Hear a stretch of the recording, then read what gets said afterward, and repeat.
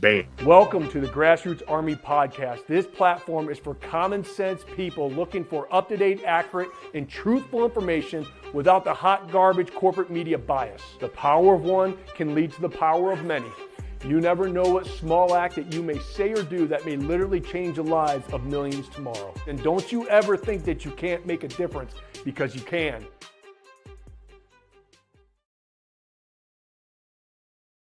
Good morning, my fellow Michiganders. Good morning, my fellow Americans. Welcome to the Grassroots Army Podcast. I'm, of course, your host, Garrett Soldano. For those of you who have been following me over the past 5 years, you may recognize the other two that are on this show today, Mr. Matt DePerno and Mrs. Stephanie Boone. Thank you for joining us, folks. Absolutely. Thanks for having us. So, guys, Stephanie, I've been following you for quite some time on how you've been calling out the school boards and the libraries for the sexually explicit books in the libraries, and it's been a journey for you. But holy cow, I find out in an article written yesterday that Wood 8 says a Lowell School librarian is suing you for allegedly running a smear campaign against her. So can you just start with what's going on and how this all evolved into you getting sued, because you're in a lawsuit right now against the school system, correct? Yeah, absolutely. Yeah. I mean, you can go all the way back to 2020 with the, the parents standing up against the virus mandates, and that kind of sparked a movement of parents showing up to school board meetings. And through that, with the remote schooling, it enabled me and many other parents a window of view into what exactly was being taught to our children in the classrooms, in the schools. And through networking with other parents, it became apparent that there were some very concerning things going on while we, the parents, were just sending our kids to school on the bus and trusting these people with our most precious assets. So I started asking questions and doing some digging around, sending emails, attending board meetings, and very quickly it led me to finding information that was concerning going on in Lowell area schools, which is the school my children attend. And I learned very quickly that when you ask questions and you hold them to an answer, they don't like that much. You get a whole lot of silence. You get a lot of word salad and pushback from people who don't think that parents should have any business knowing what's going on in their schools. We found that there were book dumps into even the elementary school classrooms of books that were loaded with LGBTQ content, anti-police, they were pushing the anti-racism rhetoric, which you would think would be great, except why does a 5-year-old need to be told that they're racist to begin with? Questioned the librarian about these books and learned very quickly where she stands, and that is basically she throws her hands in the air and says, I'm just doing my job.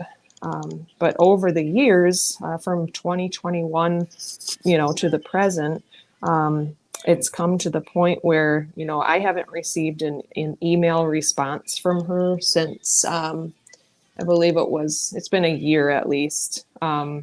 She just refuses to answer questions. And it got to the point where I attend every school board meeting. I use my rights to record those meetings because most of those meetings aren't recorded. There's no record of it. Yeah, and I highlighted you many times on the school boards and stuff that you've been battling. And Lowell has been an interesting one here in the state of Michigan, among others. Rochester school board's another nasty one. Mm-hmm. Didn't they ban you from speaking to the teachers? Yeah, so, I eventually received a cease and desist letter from the Lowell High School principal, and he used one of the quotes that I put in my Facebook page. I quoted Matthew 18:6, which is a verse about those who would harm a child. It's God's advice. Basically, leave the children alone. Do not harm them, or you would be better off with a millstone hung around your neck at the bottom of the sea. And I received a cease and desist letter. The superintendent did confirm that he approved that cease and desist letter sent to me, stating that I am no longer allowed to speak with any of my kids' teachers or post anything online about Lowell area schools, because they viewed that post, my religion, as a threat to their safety. And Matt's going to jump back on here in a second, because I wanted to ask him about this. This seems like that's a First Amendment deal that we're dealing with right here. They can't do that, can they? I mean, they did it, but are they even allowed to do that? As far as I am aware, no. I mean, everything I know about the First Amendment says that, you can't tell someone what they can and can't say. I have parental rights. I have the right, and it's the law in the state of Michigan that parents are to direct the care and education of our children in public schools. So yeah, that came as a shock to me. That was my final straw, and why we ended up filing suit against Lowell area schools in federal court. Oh, okay. That was over a year ago, and that case is still pending. The schools have filed for dismissal, of course, and we're waiting on the judge to this day to make a decision on whether we will move forward with a trial or, whether he'll grant that motion to dismiss. And Matt, he just texted me. He's going to jump back on right now because I want to talk about that, because that's a federal lawsuit, right? It is. Yeah. Okay. And so we're just waiting on what the judge is going to rule on that?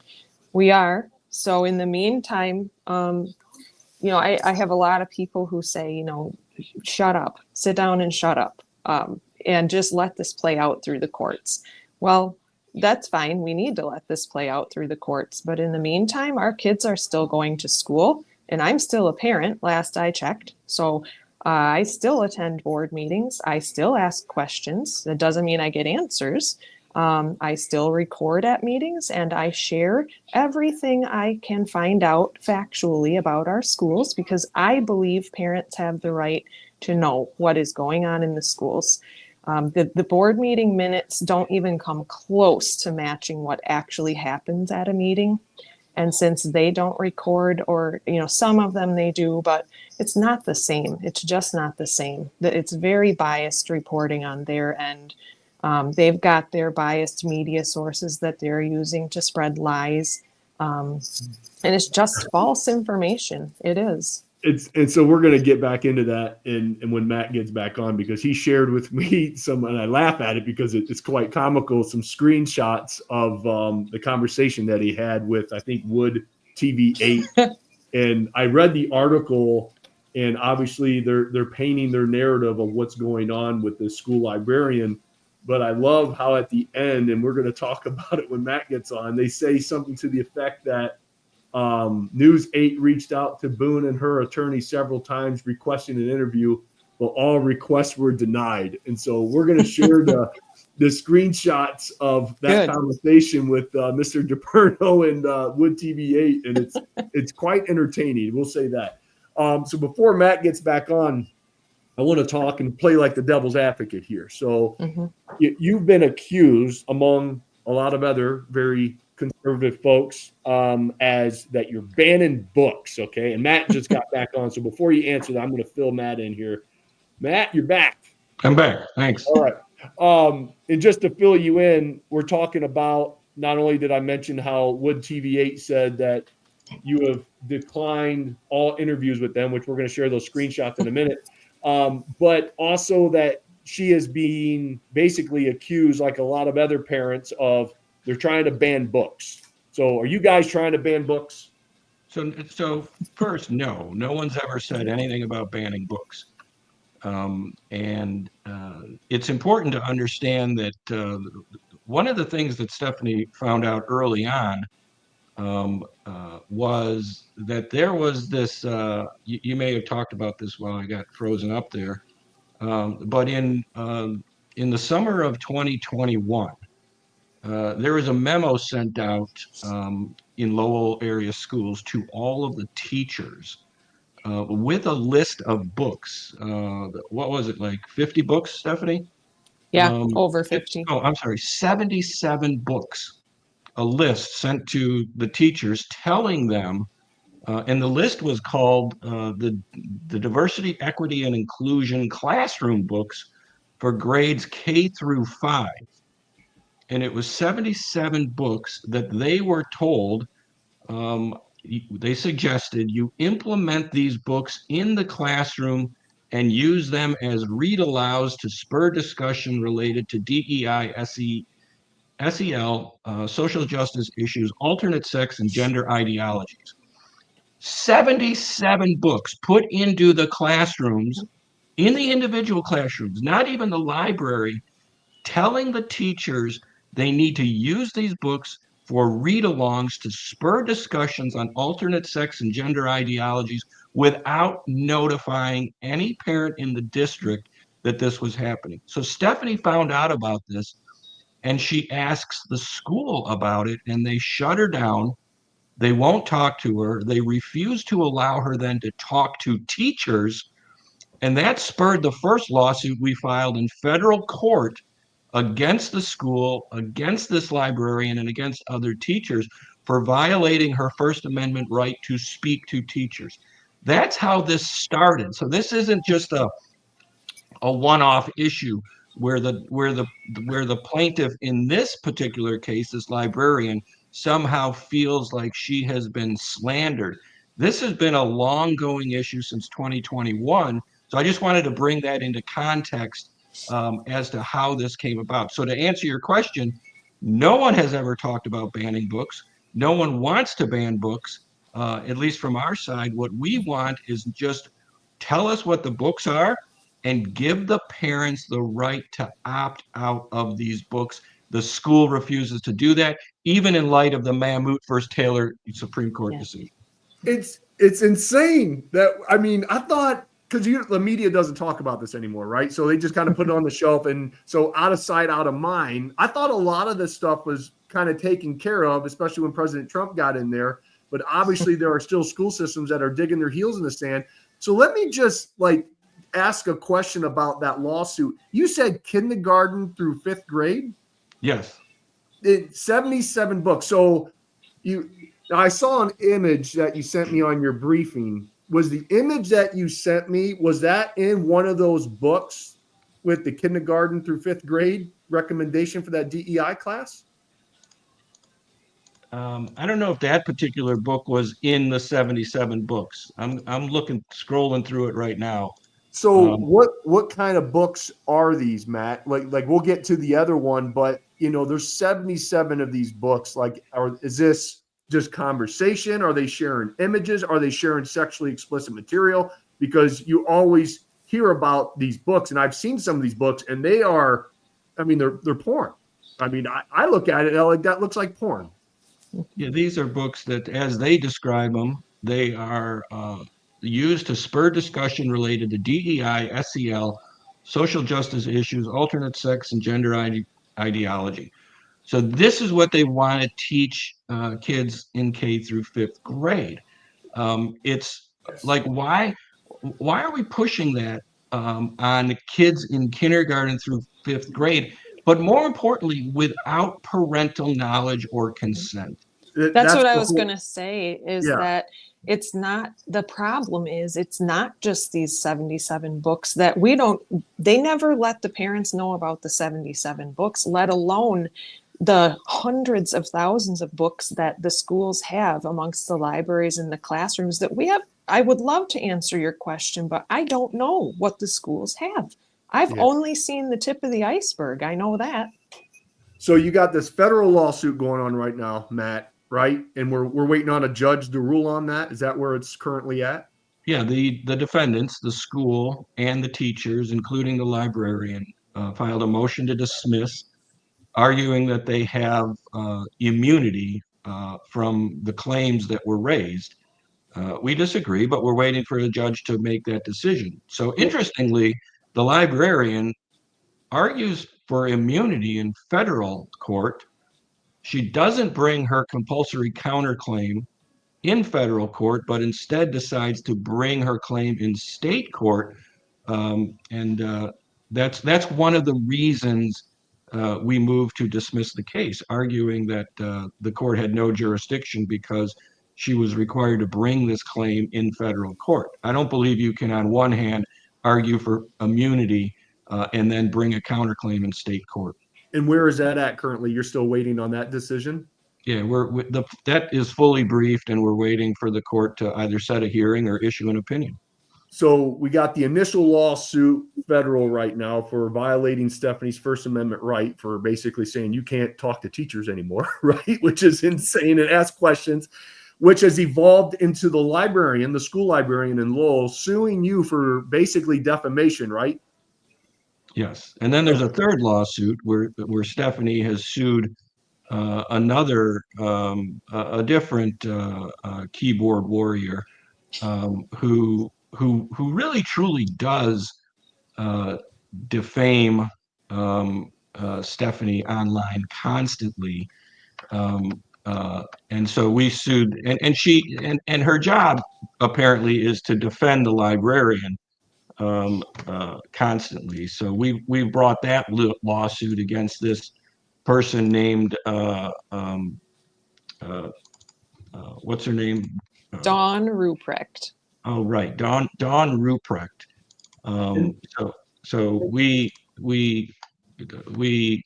brought that lawsuit. But here's the kind of stuff, and she's doing this to defend the librarian, right? Yes. She's constantly on Facebook defending her. She's trolling, right? She's trolling. Yeah. Oh, yeah. She calls her a criminal, all kinds of stuff. We've identified over 50 different defamatory statements. Screenshots last forever. Yeah, we have, and we attached every one of them to the lawsuit. And so we got that going on. Man, you guys are busy. Holy cow, I thought my life is busy. But she is claiming, this is a school librarian, because I'm reading the fake news Wood 8, as Matt claims them to be, that she claims that, Stephanie, you have posted countless social media texts and videos over the past 5 years calling the school librarian a smut peddling media specialist. Okay. Smut peddling. I kind of like that one. And they said that, or allegedly said that you called her a groomer and a pedophile. Have you ever called her those things? The groomer and pedophile? Groomer and pedophile, no, I have not. Other people do quite regularly. And I've seen that. I don't condone that, and I don't agree with that. And, she talks about death threats and, different threats she's had. And if that truly has happened, I feel sorry for her, because I've had the same thing happen to me. I've actually had to put a high school graduate in jail over the threats that he made to my family. I remember that. Correct. Yeah. So, it's real out there, but it's Very not real. me. It's not me. Asking questions as a parent is not a threat. No. And so she's brought this lawsuit on as a result of a video that went viral back in March of this year. I had attended a public school board meeting at the Lowell High School. And the lies will abound about this, because it's simply not true. It was a public meeting. I attend almost every board meeting in person, and I record, as is my right. And there was a tour of the library, and I thought, what a perfect time for me to ask some questions, because she has not responded to an email of mine in ages. So I thought, hey, I can ask her some questions. So I remember the video. Yeah. So I followed along with the walking tour of the library. There were other members of the public and staff members there. At one point, someone else raised their hand and asked a question. She was going around the library showing the different sections of the library, how they've got it divided into different genres for the books. So I waited my turn. I was polite. I raised my hand. She called on me. And you can see that in the video. And I just said, could you please tell me where the mature section of books is in the library, because she was going through all the different sections. It was a very valid question. And apparently it wasn't. She freaked out and basically could not answer my question. So what happened was, back in December 2022, which I believe is around the last time I received really any information from her, she provided me with a list of 12 books that she determined herself are adult or mature material. And she labeled those for seniors only. That list was not made known to parents. And I said, is there a reason why you labeled those mature or for adults or for seniors only? And she told me it's because they have mature content. And I said, what do you mean by mature? I just tried to probe some more, and she refused to answer that. So that was the follow-up this past spring, my chance to actually ask her, so where are these books, the 12 books that you say are for seniors only?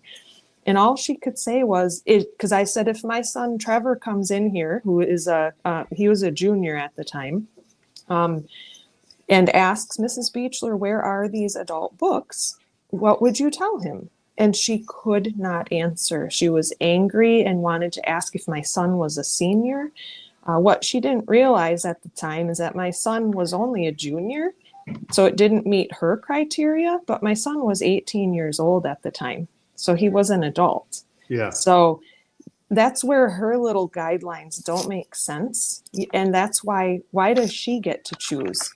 And yet she claims I'm trying to make choices for other people and their children. Absolutely not. I'm just trying to fight for parental rights to have knowledge about what they have in our schools and what our kids are exposed to. Well, let's give an example of the content that I saw in Matt's briefing. And where does this? I'm going to show the image. Now, I tried to warn everyone on my show here. I tried to block out. I couldn't show you the original image because I'm sure that I would get kicked off of Facebook for sharing pornography, which is kind of quite comical, because I would get banned from social media for sharing this. But I'm on my 4th Facebook account because of so that. you can put this kind of stuff in school libraries and not tell the parents. Yep. And so let me bring that image up. Nope, not that one. One second. We'll get to that one here in a second. There it is. So here we are. If you got to use your imagination a little bit, but obviously the top picture of is a woman pleasuring herself.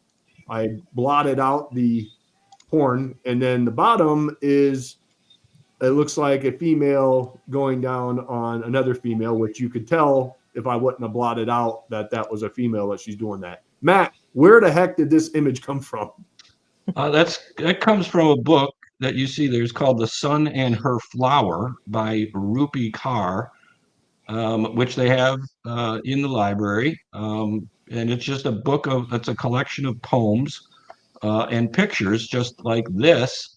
They want minors to read this. They claim that this has literary value. And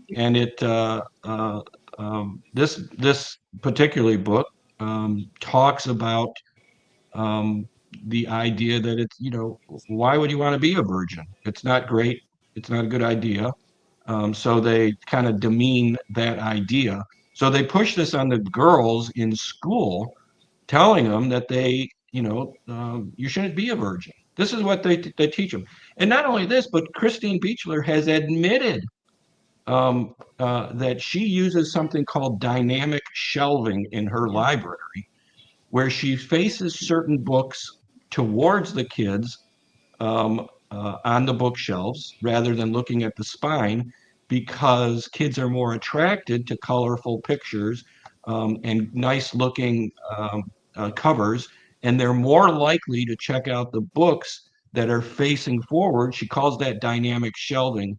And this is one of the ways how she encourages these school kids to check out certain books that she finds of literary value. And Christine is the school librarian, right? Is that her name? Okay. She's the media specialist. So she's like the head librarian for the entire district. And Matt, you said that image was for like minors. Like what age are we talking about? That image right there that we showed. What age groups have access to that? Is that considered one of the mature ones, or what are we saying here? Stephanie, you can answer that. Well, when the book was first discovered, it was available in the high school to kids age 14 on up. It has gone through a formal book challenge through the district's process for that. I did not do that challenge, another parent did. And as a result, the school board voted 7-0 to keep that book in the schools, available to children. They labeled it now for seniors only. Not sure why. Some seniors are 17, some seniors are 18, some seniors are 19. But again, why are we labeling it for seniors only if we're at the same time denying that there's anything that would be adult material in the book? So before they weren't notifying parents, correct? Correct. Then they say now they have a process, and I think Matt, you and I talked about that they're saying that, yeah, okay, now parents can opt out. Is that true? Is your parents really having the opportunity now to opt out since you guys put some pressure on them? Well, they claim they have an opt-out program, but they don't allow parents. Number one, they still refuse to provide a list of what books have actually been purchased and what's in the library. They don't want anyone to know that. And they don't definitely want anyone to know what's in the teachers' private collections. Yep. So that's a problem. You can't opt out if you don't know what the title and the contents are. And number two, even if you try to opt out, their process says that you opt out of the entire catalog. So your kids can no longer check out any books. Yep. So that's what they call an opt-out. This is not funny by any means, but it's comical that that's what they do. Yeah. Like, so they. My husband and I have tried every which way but sideways to opt our children out of sexually explicit, mature material in the libraries. Multiple times, different ways of trying to say it, and they play dumb. They act like they don't know what we mean, and as a result, at more than one time, they have completely turned off our kids' access to the library materials. The library, if you look in the board policy, is considered a part of the school curriculum. They keep trying to say, the left keeps trying to gaslight everyone into believing that these materials are optional. We don't force kids to read the books in the libraries or in the classrooms. Really? Well, how come my kids are required to have reading material at school for silent reading time, book reports, book clubs, you name it?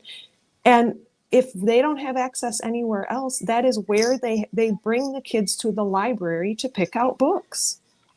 So it's insanity. If you're a parent, like I'm a parent too, obviously. So I see the muff diver there, we'll call her, the image that I posted. And I say, you know what? I don't want my kids to see this stuff, right? Yep. And so I opt out, and then they say, nope, you opt out the entire school library. Is that what they do? That's what they've done to us. So I've had to say, as a parent, it sounds like they're banning books. Absolutely. There you go. And Garrett, I want to mention this. You'll like this probably. There's a book in the library called Romeo and or Juliet. Mm-hmm. Okay. Sounds like a they them. Well, this is a book where you can choose your own adventure. You may have seen these before. You start the story, and then at the end of a page it says, if you want to do X, go to page 200. Yeah, if you want to do Y, go to 300. Yep. This is a Romeo and Juliet where you can choose, who Romeo ultimately dates in the end, right? There's an interesting one. It's called when you get it's really supposed to be a choose your own adventure, but we call it the choose your own sex adventure. And it's pushed on, we would say it's pushed on these kids in school because it's dynamic shelving and it's a great it's great. This is colorful, covers and all that stuff. And attractive to young kids. But it's actually, many parent groups have labeled this as adult content. So in this book, at the end, you get to passage 475, and the reader tells you, the following information slowly floods into your brain. And they give you a list at that point of a whole bunch of places you can go on the internet links and other types of information, so that you can learn more about each individual passage in the book. So then if you go down to passage 220 in the endnotes, and don't tell me every kid in the school doesn't know about this, right? Yeah. Passage 220 tells them, like, how do you relate to 220? You can check out the work of Erica Moen, who writes weekly sex positive comics. And it says Erica Moen is a full-time cartoonist in Portland, Oregon, where she's a member of Periscope Studios with her husband. They produce weekly sex positive comics, Oh Joy Sex Toy, and her work can be seen at ericamoen.com. So you can look at that link. The link's in the book, in the endnotes. Okay. Now you go to that, and you will be in for a education on all types of interesting topics. They cover relationships, friendships, gender, sexuality, anatomy, body image, safe sex, sexting, jealousy, rejection, sex education, and more. But they also link to something called Oh Joy Sex Toy, which is even more interesting, where they sell literally, anything you would want to buy. Um, how girls can put on fake penises in their pants, called packing, other sex topics through comments like T Dix 101. You can read reviews on the best sex toys, vibrators, dildos, toys, penis toys, lubes, barriers, harnesses and packing, couple toys, kink, BDSM, literature, porn, and websites. Interesting, they use the word porn in that description. And they're all directed there through the book Romeo and Juliet in the school library that Christine Beechler bought. That's unbelievable. And packing, I've never heard of that term, but I guess I'll never look at backpacking the same after this conversation. So thank you for ruining that word for me. But this isn't, I mean, I don't understand why we're even having this conversation. To me, it's an easy fix. So like, if you look at the other side, which obviously a lot of us that are watching and listening right now, like, it's radical, right? We would call them a radical left, this progressive movement. But then you think about the free speech. I'm like, okay, fine. If they want to put that stuff in the school library and parents want their kids to see that stuff, okay, fine. But the parents who don't, it's just common sense that they should be able to opt out, not get punished and not get banned from the school library, but just opt out. And then everyone can be happy. I don't agree with that because I think it shouldn't be allowed in there, obviously. But I think that would just be a common sense compromise that the normal average American would look at and say, okay, I can deal with that, right? It's sad because I have found myself over the past couple years asking for a beaded porn section in the library of our schools, not because I want one, but because through the process of asking all these questions, I have found out that these books that are concerning, even the ones that they've labeled for seniors only, they are right there on the shelves for any student to check out. They can browse them, they can read them. The only time a student would get stopped is if it happens to be one of those 12 books that have been labeled. Well, there are hundreds of them in the libraries that I have brought to their attention. I've given them lists and they play dumb. They act like they don't know. Meanwhile, they are members of Mary in the Library on Facebook. They see the same things that we see and they are hiding it and ignoring. Scary stuff. And, Well, and, go and ahead, Garrett, Michigan is unique. Michigan is a little bit different than other states because Michigan actually has a statute that deals with this, passed by the legislature, and it's MCL 380.1. And it says that it is the natural fundamental right of parents to determine the direct care, teaching, and education of their children. The public schools of this state serve the needs of the pupils by cooperating with the parents to develop the pupils' intellectual capabilities and vocational skills in a safe and positive environment. I don't know of any other state that has that type of statute. So we are unique in this state, and this gives Stephanie the fundamental, it says, fundamental right to be involved in her child's education. And it states the public schools must work with the parents, and they refuse. It, it's your typical left. They don't follow the law. They don't care. They write their own stuff. They're going to beat, or they're going to dance to their own beat to their drums, and everything else goes out the window. I was not familiar with that, Matt. Thank you for including that, because I think that's very important. It's posted at every board meeting. By law now, it is required to be posted in the board meeting room at public schools in Michigan. And it's there, so they are aware of it.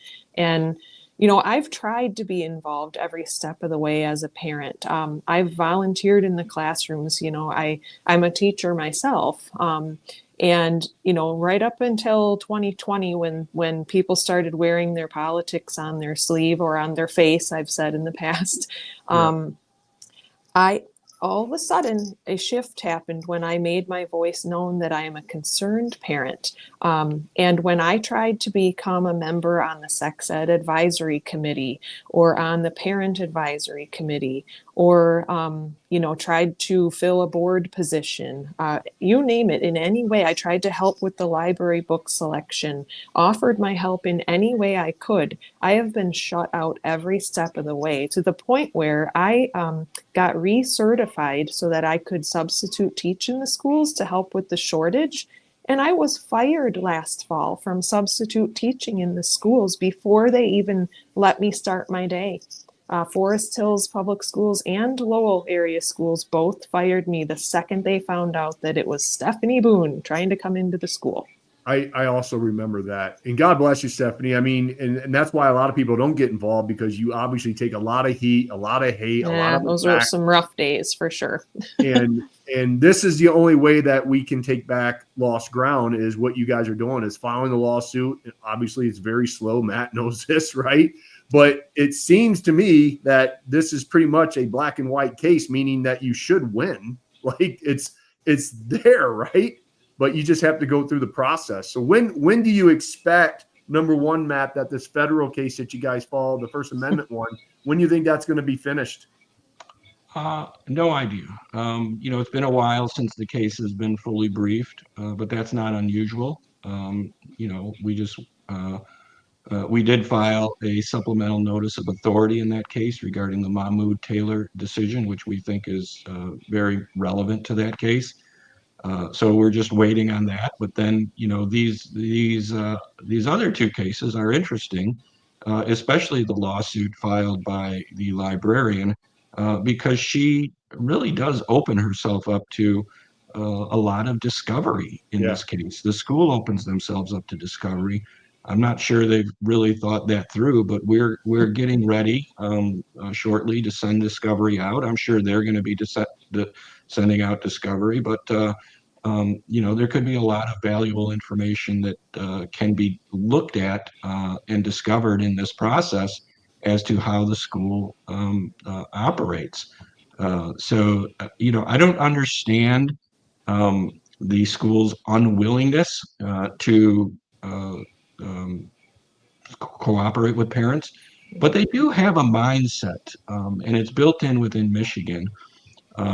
And that mindset is that parents are irrelevant. They've operated that way a long time. They don't want to hear parents' input. They believe that once you turn your children over to them, they're now their children. We even have a teacher who refers to them as hers during the day. You know, these are hers now to develop and mold during the day before she sends them back to the parents. And so they don't care about your deeply held religious beliefs. They don't care about your opinion or your input.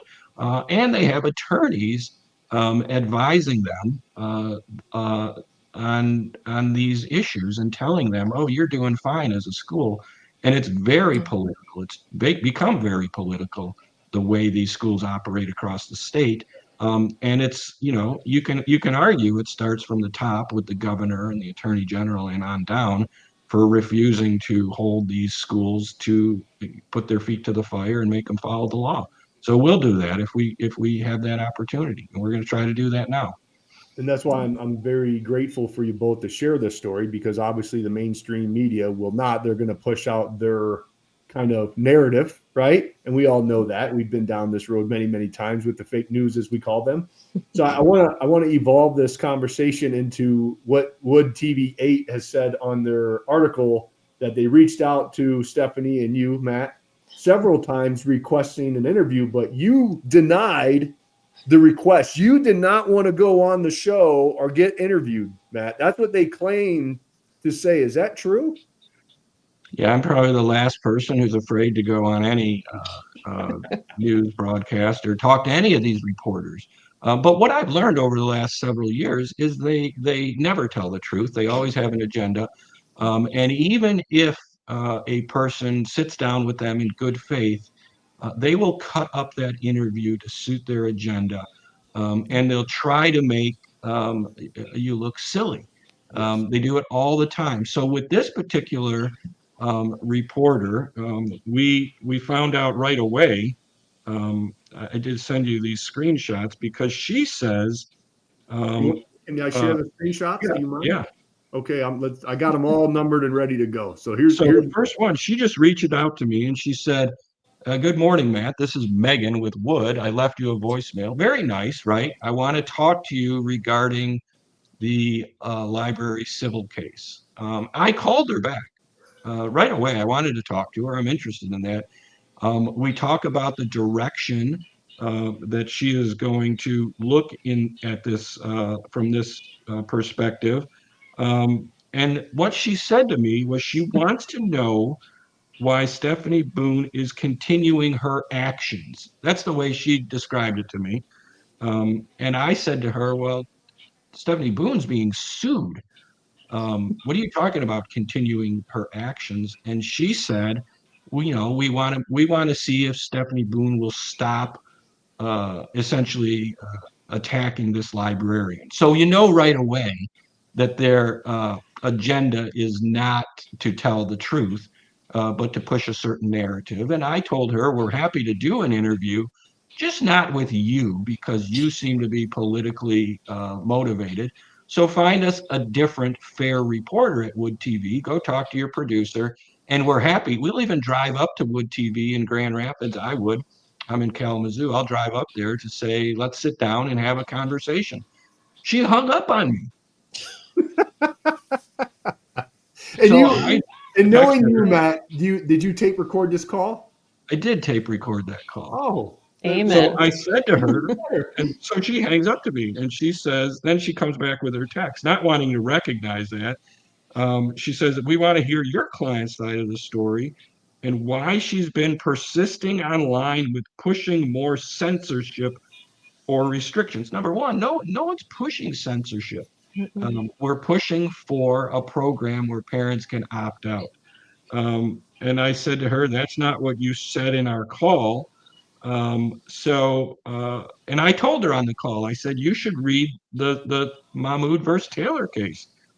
I said, it's clearly your intention to present a false story. I told her, that find a different reporter to do the story. You hung up on me. I never rejected the interview. I said, I reject garbage internet content creators like yourself trying to push fake political narratives. So, she tries to come back and tries to get us in the studio. They believe these news broadcasters, as I call them, internet content providers, they think they're entitled to an interview. They are not entitled to anything. These people lie constantly, and they push their own agendas and narratives. So We went through that back and forth. She got upset. She said, "Don't put words in my mouth." I said, "I'm not." I said, "Tell your producer." I said, "Wood TV is fake news." I said, "Do people even watch local news anymore? Your ratings are in the tank." She didn't like that either. But in the end, I said, "We reject your left-wing political agenda."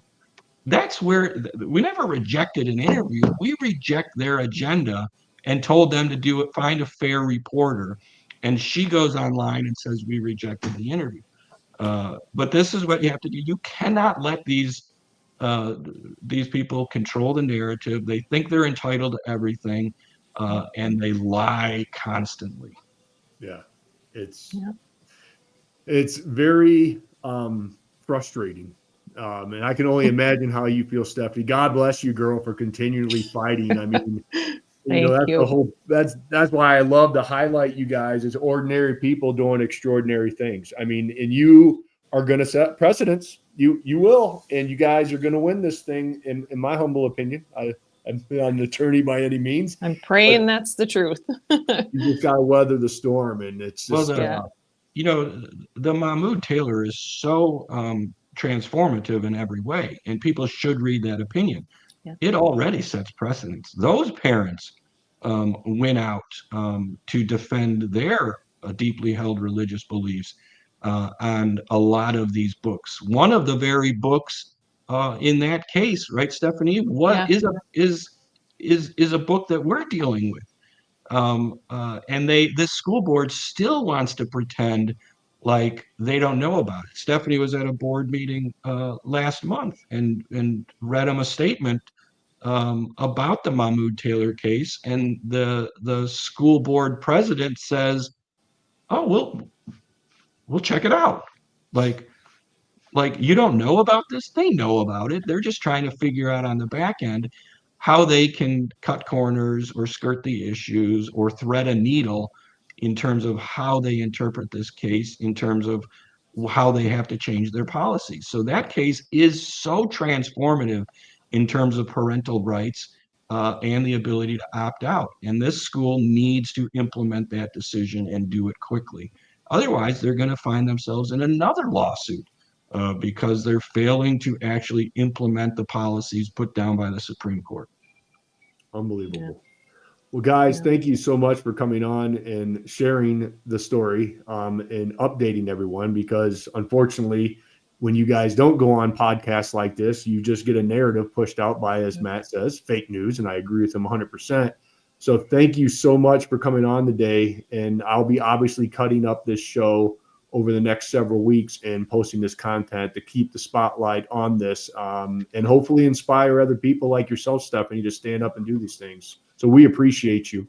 We appreciate you. Thank you so much, Garrett. You bet. Thanks, Garrett. Have a great day, guys. You too. Bye. See you, Matt. See you. Wow. It just continues to be a clown show out there, folks. My goodness gracious. Thank you for Matt and Stephanie for both sharing this story. And I hope that this story gets some energy. I'm hoping people out there that watch this will share this and tag the appropriate news cycle or media folks like Fox News and everyone else, Charlie Kirk, anyone, share it. This story should get out, and there should be national attention on this thing to put the pressure on these school boards to start doing the gosh darn right things.